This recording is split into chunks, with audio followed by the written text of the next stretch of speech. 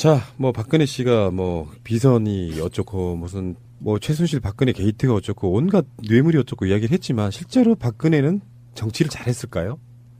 그 이야기를 한번 해보려고요. 제가 질문을 계속 던지잖아요. 네. 한 가지라도 잘한 게 있으면 한번 얘기해봐달라. 이렇게 완벽하게 모든 분야에서 못하기도 쉽지 않은데. 바로 그겁니다. 제가 이렇게 일단 봐야 돼요. 박근혜가 대선 공약으로 걸어서 자기의 트레이드 마크가 돼버린 게 바로 경제 민주화였습니다. 그러면 진짜로 경제 민주화가 됐느냐? 또는 그런 이야기 하잖아요. 우리가 제일 정말 국민들이 가장 잘못 알고 있는 거. 경제는 보수가 잘하고 국방도 보수가 잘한다. 개뿔. 전혀 아니라는 게 노무현 정권과 이명박근혜 정권을 비교해서 다 나오고 있는 건데. 개사기였죠. 실제로 실업자가 135만 명이고요. 이게 1999년, 그때가 IMF 이제 한참 여파가 진행되고 있던 시기였죠. 그때 이후에 최악입니다. 실업률도 16년 만에 5%가 됐으니까 박근혜는 정말 머리 염색하고 필러 시술하고 처자고 좋은 한복 입고 최순실과 띵가띵가 할 때 나라의 경제는 완전히 망가뜨려 놓은 장본인 중에 하나여서요. 지금 뭐 비선 실세의 국정농단이 지금은 화제가 되고 있지만 언젠가는 가장 무능했던 대통령으로 기록될 부분이 분명히 있다라고 보는 것이거든요. 무능자를 붙이기에도 사실은 무리가 있어요. 우리 박근혜 씨는. 이게 지표가 16년 1월, 2월에 4.9%까지 치고 올라가서 실업률이. 그래서 지금 2017년 2월에 5.6%까지 치고 올라갔다면 1%가 넘게 올라가 버려서 총 135만 명인데 이거는 이제 국가가 만드는 통계 수치에 장난이 있는 거거든요. 그러니까 실업률이라 하면 굉장히 통계적으로 사실 이게 한 3배 정도 봐야 돼요. 실업자가 135만 명 수치로 정확히 나온 건데 이게 지금 한 300만 명 정도 된다고 보면 되거든요. 이게 이제 수치적 장난이어서 그런데, 그러니까 IMF 이전에 최악의 상태로 돌아갔고 여기다가 아까 찌라시님이 얘기한 것처럼 중국의 보복 조치가 가시화되고 실질적으로 지금 이루어지고 명동, 제주도가 50% 수입이 급감했다고 지금 기사가 막 되고 탑뉴스로 뜨고 있죠. 이게 전부 일자리가 없어지는 거거든요. 이렇게 되면 향후 대선 끝나고 나서 사실은 집권하자마자 경제 불황이 올 가능성이 굉장히 높고요. 차기의 대권을 누가 잡을지는 모르겠지만 잡는다 하더라도 이 부분이 해결하는데 굉장히 오랜 시간이 걸리는 상황입니다. 그래서 제가 아까 얘기했던 경우도 사드 문제에 대해서 적어도 100만 개 또는 50만 개 일자리가 날아간다고 한다면 아직까지도 지금 협상의 여지는 있어요. 왜냐하면 한국에 있는 미국 땅에 들어와 있기 때문입니다. 사드가. 아직 한국 땅을 받진 않았어요.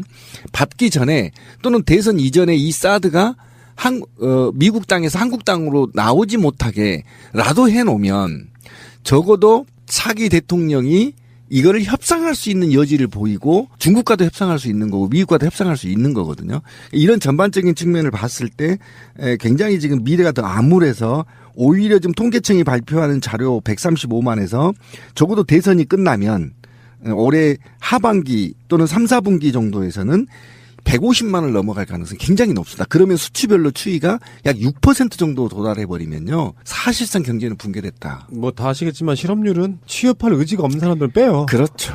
통계청은 그렇게 쉴드를 쳤어요. 학교 졸업 시즌이라서 지금 직장 구하는 사람들이 많아서라고 얘기를 했는데. 누가 졸업하고 구하나? 졸업하기 전에 다 이미 그러니까 전 세계가 그다음에 박근혜 정부 들어서 4차 산업혁명 시기에 접으면서 어떻게 하면 일자리를 창출할 것인가를 범국민적으로 논의하고 범산업적으로 논의가 돼서 국가가 거의 관장하다시피 해서 예를 들면 이런 겁니다. 한진이 이제 망했잖아요. 그럼 거기에 있는 7,000명의 노동자는 어떻게 할 거냐. 이건 국가의 몫입니다.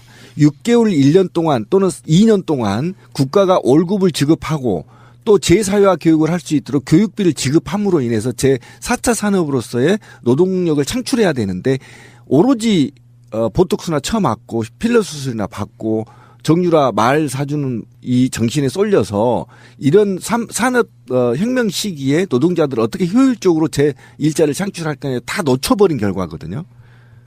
이게 간단한 문제가 아니거든요. 그러니까 이게 정말 얼마만큼 이 나라가 미래로 뛰쳐나가야 될 미래의 상황들을 다 놓쳐버린 상황이 박근혜 정부이기 때문에 다음 정부는 정말 일자리 트럼프 같은 사람도 지금 일자리 창출의 혈안이잖아요. 일자리 창출이 얼마만큼 중요한지를 반면으로 지금 보여주고 있는 겁니다. 그러게요. 우리가 이제 트럼프는 욕을 하고 있지만 어쨌든 트럼프가 당선이 된 이후에 가령 일본 기업에 가가지고 미국에다가 공장을 세워라 막 이런 압력을 행사하고 다니고 예, 그렇죠. 그런 일을 해요. 어쨌든 미국 안에서의 고용을 창출하기 위해서 밖에서는 욕을 먹더라도 어쨌든 자국민을 위해서 뭔가를 한단 말이에요. 근데 지금 이후에 이 정도의 높은 실업률을 낮추기 위해서 어떤 식의 노력을 할 수 있을 것인가? 그러니까 이게 공공 부분에서 이제 고용을 넓히는 문제, 그리고 민간 차원에서 넓히는 문제, 이것을 이제 나눠서 두 가지가 다 이루어져야 될 텐데, 이거를 제대로 하지 못하면 사실 다음 정권이 다른 부분을 굉장히 잘한다 할지라도 이 부분이 해결되지 않으면은 사람들에게 도대체 탄핵도 하고 뭐도 하고 다 했는데 내 삶은 뭐가 달라졌나라는 얘기가 나올 것 같아요. 지금 이제 방금 말씀하신 걸 보충하자면 지금 중국의 사드를 통해서 고통받고 있는 기업들이 대기업일까요? 중소기업이죠. 네. 100% 중소기업이나 자영업자들입니다. 제주도에서 면세점을 하는 사람들, 버스 운전을 하는 사람들, 식당을 하는 사람들, 명동에서 자영업을 하는 사람들이 대기업들이 아니란 말이에요. 대기업들, 화장품 업체들 어차피 분기별로 밀어내기 합니다. 그 브랜드 갖고 장사하려면 돈이 없어서 빚내서라도 물건을 싸서 쌓아놔야 돼요. 근데 사람들이 오지 않고 있습니다. 이렇게 오지 않고 있는 사람들을 만들어 놨어도 대기업은 아직 숨쉴 만한 여유가 있으니까 이 자체가 뉴스거리가 안 되는 거예요. 직격탄은 그 밑에 그렇죠. 있는 중소기업이 맡고 있는 거죠, 지금. 따라서 이 부분에 있어서의 해결은 중소기업부터 말하자면 무너져 있는 현재의 내수와 소비를 살릴 수 있어야 됩니다. 근데 중국 애들이 들어와서 안 사주면요. 우리나라 사람이 거기서 살 수 있는 여력을 가진 인구가 남질 않았다는 얘기예요. 무슨 얘기냐면 1년에 중국 사람이 800만 명이 들어옵니다. 이 사람들이 평균적으로 쓰고 나가는 돈이 220만 원이에요.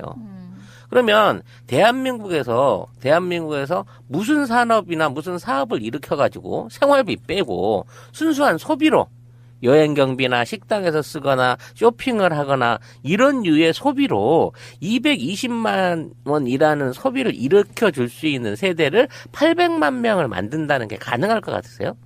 절대 불가능해요. 돈을 220만 원을 쓰라고 줘도 거기다 소비에다 쓸 틈이 없어요. 우리나라 사람들은 지금. 그렇기 때문에 이 관광 수지 안에서 지금 중국 관광객들이 차지하는 경제적인 여파는요. 중소기업한테는 어마어마한 거예요. 지금 이 장사하는 사람한테는. 자, 역대 정권의 경제 성적표를 한번 단순하게 간단하게만 비교를 해드릴게요. 역대 정권 1인당 GDP 증가액 김영삼 정부 때가 마이너스 107달러예요.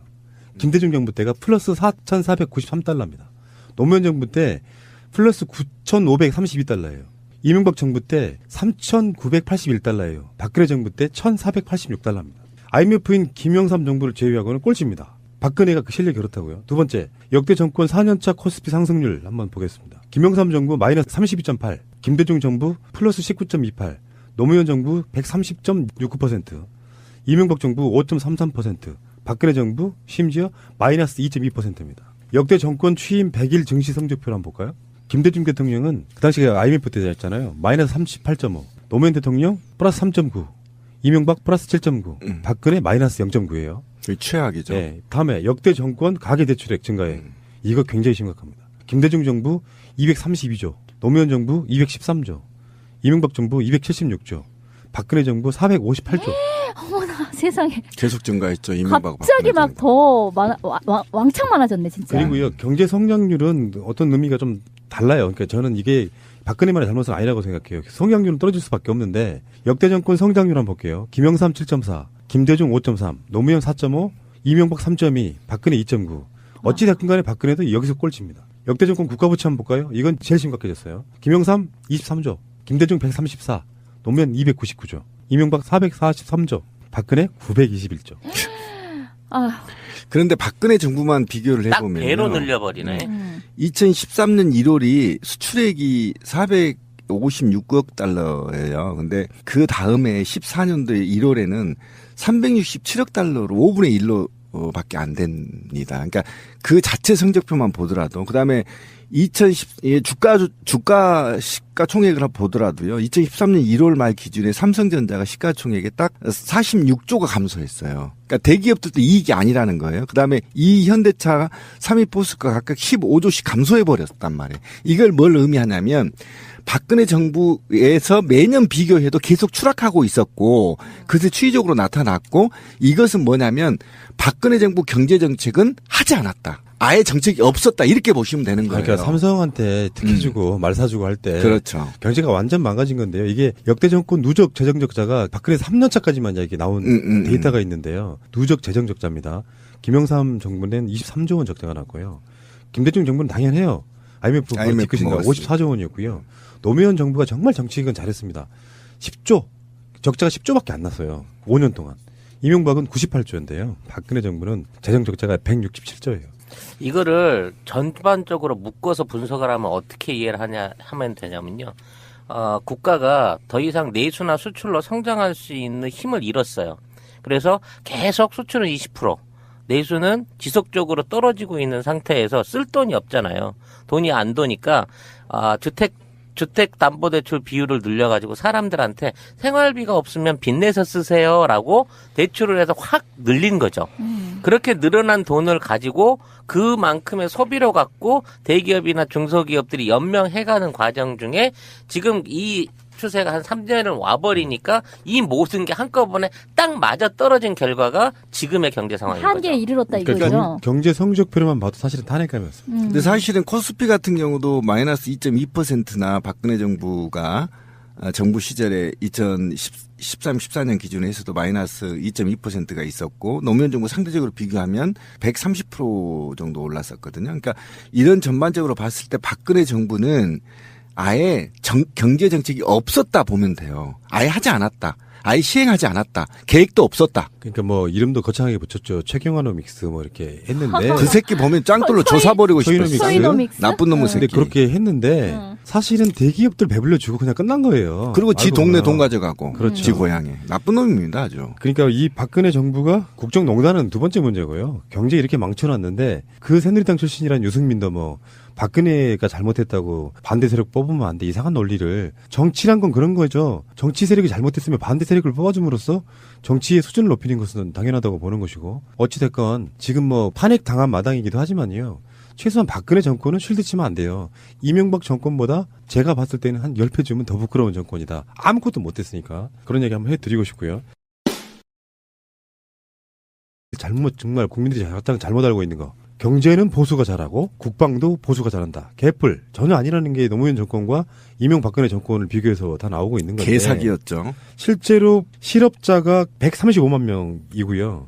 이게 1999년, 그때가 IMF 이제 한참 여파가 진행되고 있던 시기였죠. 그때 이후에 최악입니다. 실업률도 16년 만에 5%가 됐으니까. 박근혜는 정말 머리 염색하고 필러 시술하고 처자고 좋은 한복 입고 최순실과 띵가띵가 할 때 나라의 경제는 완전히 망가뜨려. 기사가 막 되고 탑뉴스로 뜨고 있죠.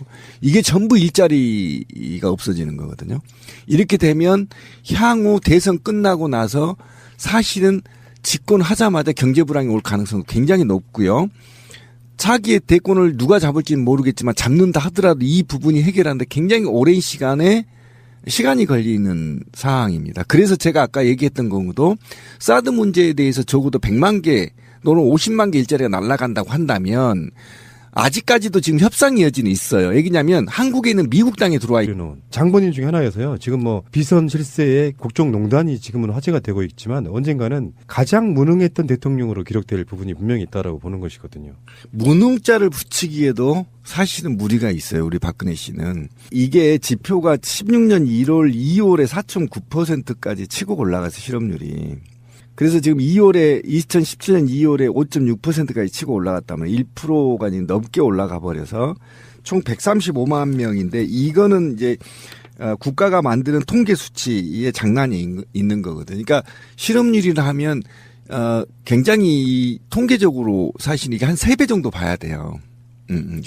실업자가 135만 명 수치로 정확히 나온 건데 이게 지금 한 300만 명 정도 된다고 보면 되거든요. 이게 이제 수치적 장난이어서 그런데, 그러니까 IMF 이전에 최악의 상태로 돌아갔고 여기다가 아까 찌라시님이 얘기한 것처럼 중국의 보복 조치가 가시화되고 실질적으로 지금 이루어지고 명동 제주도가 50% 수입이 급감했다고 지금